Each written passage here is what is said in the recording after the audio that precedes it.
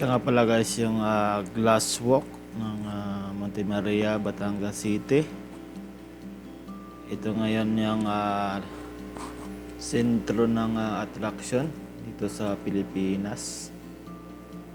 At ito rin yata yung pinakaunang glass walk na meron tayo dito sa Pilipinas.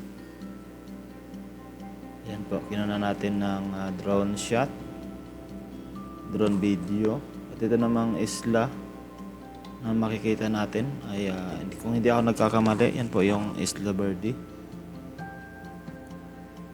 So, yan, napakagandang tanawin. Thanks for watching.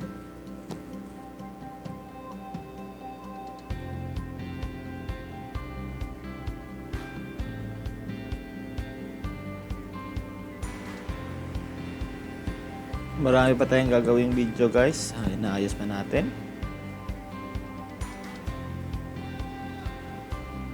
Paki-follow na lang, like and share.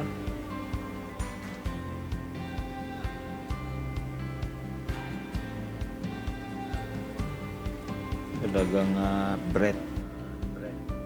breathtaking yung view dito. Talagang marirelax ka sa ganda ng tanawin.